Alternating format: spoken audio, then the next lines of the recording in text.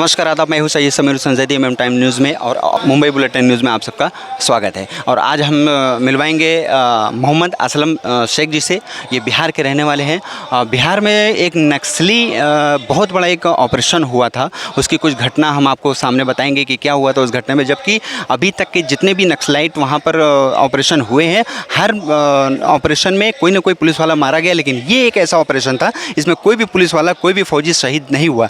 उसमें उन लोगों को पकड़वाने में, उन लोगों के ऑपरेशन में सबसे बड़ी जो अहम भूमिका है वो असलम जी की है। इनके ही कारण वो नक्सली जितने थे पकड़े गए थे। और क्या हुआ असलम जी के साथ, इनको इन्हीं की ज़ुबानी सुनेंगे कि पूरी की क्या है घटना और क्या क्या इनके साथ घटना हुआ है, पुलिस वालों ने क्या इनसे वादा किया था और उस वादे से वो लोग खरे उतरे नहीं हैं। असलम जी, क्या है पूरी घटना?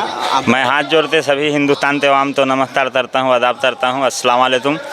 दोस्तों, मेरे साथियों, मैं ये बता देना चाहता हूँ कि मेरे मुद्दा में अब तक तो मैं दिल्ली 15 दिन से दर तक होतर था रहा हूँ, यहाँ तक कि मैं बिहार भी नहीं जा सकता, तभी इस स्टेट में तभी उस स्टेट में। मगर इस मुद्दे पे कोई भी बड़े मीडिया चैनल या कोई भी पॉलिटिशियन मेरा मदद करना नहीं चाह रहे हैं। जबकि मैं वैसी साहब तो भी मैं पिछले 6 महीना से फ़ोन कर रहा हूँ। मैं वैसी साहब तो अभी भी हाथ जोड़ते रिक्वेस्ट कर रहा हूँ, विनय दुबे तो रिक्वेस्ट कर रहा हूँ। जितने भी सामाजिक एक्टिविस्ट है, जितने भी सोशल सामाजिक तरह है, जितने भी सोशल मीडिया है, जितने ही बड़े न्यूज़ चैनल है, ये गरीब तो ज़िंदगी तो बचा लीजिए। इस लड़ाई में हमारे अब्बू अम्मी तो डेढ़ तर रहे हैं, कम से कम हमारे बीवी बच्चे जो बचे हुए हैं वो तो बच जाए। दरअसल मैं बहुत ही संक्षेप में मैं 100 तक में बता देना चाहता हूँ। सवाल ये है कि जिस सफलता के आधार पे 33 पुलिस वाले तो राष्ट्रपति मेडल दिया गया, तो वहीं मुख्य सूत्रधार मोहम्मद असलम मेन हीरो तो रोड पे मरने के लिए क्यों छोड़ दिया गया। मैं पेपर दिखाना चाहूँगा। राष्ट्रपति मेडल जो मिला है, एक मिनट, ये राष्ट्रपति मेडल किसको मिला है? ये 33 पुलिस वाले तो मिला है जो उस ऑपरेशन में शरीक थे। जबकि बिहार पुलिस द्वारा मेरे साथ जो शर्तें हुई थी, मैं बहुत गरीब घर से बिलोंग करता हूँ, पढ़ा लिखा भी नहीं हूँ उतना, मगर मुझे समझ में आया कि नौजवानों तो बचाना चाहिए, इंडियन पुलिस तो बचाना चाहिए, जो मैंने बचाया। तो कहें कि ये जो ऑपरेशन के मेन सूत्रधार हैं वो आप हैं? जी, मैं हूँ। तो इसमें शर्तें ये हुई थी कि ऑपरेशन के दौरान बम ब्लास्ट नहीं होने देना, ये आपकी जिम्मेदारी है। बिहार पुलिस ने मुझे जिम्मेदारी दिया, क्योंकि एसपी साहब एक मिसाल दिए कि हमारा मुखबिर ऐसा भी करते हैं, हमें बुलाते हैं और हम ही तो उड़वा दिया जाता है। सर, मेरा गुनाह सिर्फ इतना ही कि मैंने ऐसा नहीं किया, अपने वतन के साथ गद्दारी नहीं किया। 18 घंटा चली मुठभेड़ में 6 नक्सली मारे गए, 5 SLR, 8 303, 6 बम। आपके इन्फॉर्मेशन के जी, मैंने इन्फॉर्मेशन के आधार पे पकड़ा दिया था। और उसने इतना बड़ा जो खतरा उठाया, इसमें आपकी जान भी जा सकती थी। जान भी जा सकती थी सर। यहाँ तक कि जब मुठभेड़ चल रहा था उस समय भी एसपी साहब के मोबाइल पे बना हुआ था बम ब्लास्ट नहीं होने देना, बम ब्लास्ट बार बार हिदायत दिया जा रहा था। सर, मैंने तो अपना वादा निभाया, मगर आपने जो मुझे वादा किया था कि बिहार से बाहर धर दिया जाएगा, बिहार से बाहर शिफ्ट कर दिया जाएगा, सुरक्षा के साथ बिहार सरकार द्वारा सम्मानित किया जाएगा, उसने आपने नहीं निभाया। आप जीवन यापन के लिए 15 लाख रुपए दिया जाएगा, जेल आप तो ततई नहीं भेजा जाएगा। 15 लाख देने का वादा किसने किया था? ये DSP दिलनवाज साहब थे, SP सत्यार्थी साहब थे और SP दिनेश कुमार थे, जो उसमें उस ऑपरेशन का मुख्य आदमी थे। उनके नेतृत्व में ही ऑपरेशन हुआ था। तो इन्होंने आपको दिया पैसा कि नहीं? सर, मात्र 4 लाख रुपए दिया और वो भी तब दिया गया जब मैं इतने पेपर जो आप देख रहे हैं, इतना लड़ाई लड़ा, भूत हड़ताल तरा, 15 लाख रुपए देने का बात था। बिहार से बाहर सुरक्षा के साथ धर दिया जाएगा, बिहार सरकार द्वारा सम्मानित किया जाएगा, ये सारी बातें हुई थी। मगर ऑपरेशन सफल होने के बाद उन्हीं नक्सलियों के साथ मुझे जेल में ठूंस दिया गया। ये बोलते ठूंस दिया गया कि अभी छोड़ देने से नक्सली आप तो मार दे दी, जबकि ये सरासर षड्यंत्र था। सच्चाई ये था कि मुझे शुरू से लेते अब तक ये दबाव बनाया गया, ये डराया गया, धमकाया गया कि मीडिया में तुम ये चीज़ नहीं बोलोगे कि इसका मेन हीरो तुम हो, इसका मुख्य सूत्रधार तुम हो। यहाँ तक की मिसाल दिया गया कि जहाँ 6 नक्सली मारे गए वहाँ 7 भी मारे जा सकते थे। मतलब यह डराया गया कि तुम तो ही मार सकते थे हम लोग। यह इस तरह से डरा धमकाते मुझे जेल में भेजा गया 2 महीना के लिए, जबकि मैं 3 साल में जेल से निकला हूँ। और 3 साल में जेल से निकलने के बाद मैं मोतिहारी ने ओवैसी साहब से भी मदद मांगा था इस सिलसिले में, उधर से क्या रिप्लाई आया आपको? ओवैसी साहब से पिछले 6 महीना से मैं फ़ोन कर रहा हूँ, तो ही रिप्लाई नहीं आया। ये 6 महीना के बीच में एक बार 15 सेकंड, एक बार 20 सेकंड बात हुआ है। पहला 15 सेकंड में वैसी साहब ये बोले थे आप दारुसलाम जाइए, हम रहें या नहीं रहें अब तक काम हो जाएगा। वहाँ बिहार सरकार जो राज्य सरकार है बिहार की, उससे आपने कोई मदद मांगी? बिहार सरकार से बहुत मदद मांगी। वहाँ 6 महीना तक दौड़ धूप तरा, यहाँ तक कि पटना के गांधी मैदान में पूरा 1 महीना तक मैं भूख हड़ताल पा। जिस भूख हड़ताल के दौरान मेरे अम्मी का तबीयत खराब हुआ, उनकी इंतकाल हो गया।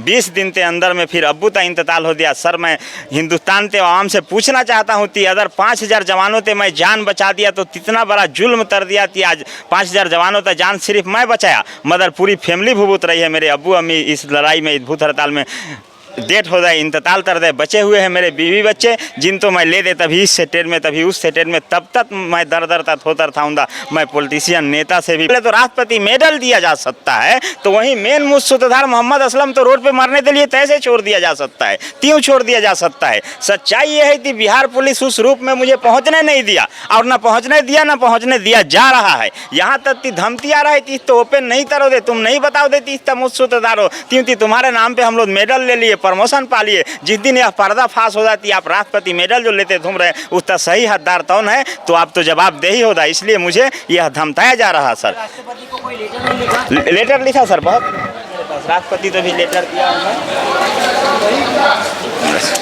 ये यहाँ पर जंतर मंतर पर भी धरना पर था मैं, इसमें प्रधानमंत्री, गृह मंत्री द्वारा सब लोग तो ये रिसीविंग है, मेरे पास लेटर दिया हूँ मैं सर। चलो ठोकर जी।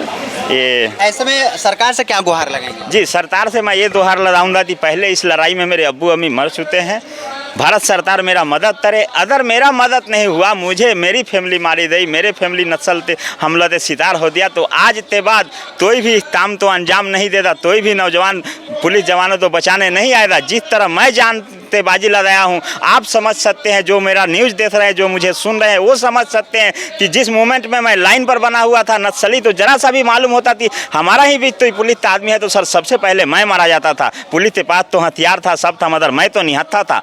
मैं तो दोस्तों आप देख रहे हैं कि किस तरह से मोहम्मद असलम ने अपने तकलीफ़ों को बयान किया कि इनके साथ जो नाइंसाफ़ी हो रही है बिहार सरकार के द्वारा, प्रशासन के द्वारा, जबकि असली सूत्रधार उस ऑपरेशन के ये हैं। इनको ही सारे मेडल वगैरह मिलने चाहिए और जो भी मुआवजा था वो मिलना चाहिए, और ऐसा ना हो कि 15 लाख रुपए का मुआवजा का ऐलान किया गया था पुलिस प्रशासन की तरफ से, बिहार की नहीं दिया गया है। शायद 4 लाख रुपए दिए गए और उल्टा 2 महीने के लिए इनको जेल भी भेजा गया है। 3 साल के लिए 3 साल के लिए इनको जेल भी भेजा गया। ऐसे में इनके जेल रहने पर इनके जो अम्मी अब्बू थे वो ख़त्म हो चुके हैं, और इनके जो परिवार में बीवी बच्चे हैं वो भूखे मरने की कगार पे आ गए। इसी विषय में हम हिंदुस्तान के मशहूर पंकज जी से भी बात करेंगे। आए दिन वो सोशल मीडिया पे मौजूद रहते हैं भाजपा सरकार को लेकर। हम उन्हीं से पूछेंगे कि क्या है इस बच्चे के बारे में। आप थोड़ा सा अपनी प्रतिक्रिया रखें सर। पंकज, अब तक इनके जो भी हालात हैं आपने उन पर ज़्यादा गौर किया, और सोशल मीडिया पे आप वीडियो भी वायरल करते हैं और सरकार को घेरते भी रहते हैं, तो इस विषय पर आपने किस तरह सरकार को घेरा?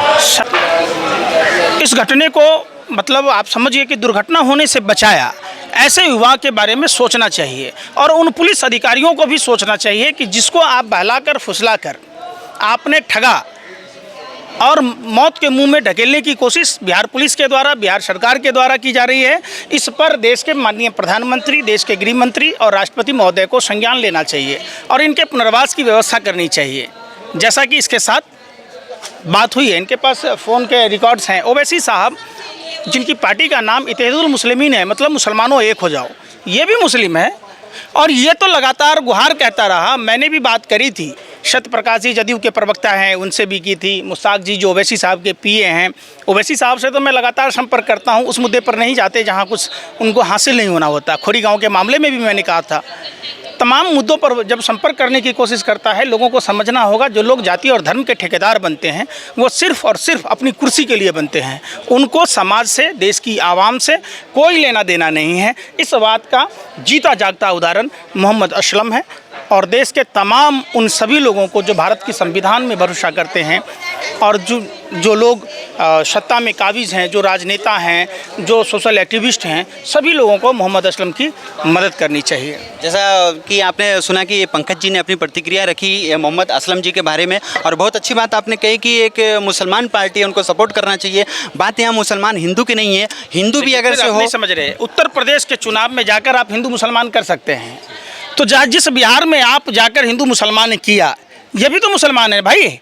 आप उसी नाते कर देते, इंसान के नाते नहीं करते तो बिल्कुल बिल्कुल आपने इंसानियत नाम की चीज़ ही नहीं है ना। हिंदू हो मुसलमान हो, किसी के साथ भी अगर नाइंसाफी होती है तो हमें आपने आज तक भारत के इतिहास में, जब से मैं विरोध प्रदर्शन करता हूँ तब से मैं जाति के आधार पर नहीं करता। मैं अगर ये समझता है मैं हिंदू हूँ, ये मुसलमान है, तो मैं इसकी मदद नहीं करता। मैं इसकी मदद इसलिए किया कि ये एक लाचार और बेबस आदमी जो हिंदुस्तान की कानूनी सिस्टम का शिकार है, कैसे देश का कानूनी सिस्टम देश के लोगों को गुमराह करता है। क्या ये आदमी न्यायिक प्रक्रिया में जा पाएगा? इनके पास पैसे नहीं हैं, इनको परिवार पालने के लिए पैसे नहीं हैं, और ये किसके द्वारा शोषित हैं? सरकार के द्वारा, कानूनी सिस्टम के द्वारा।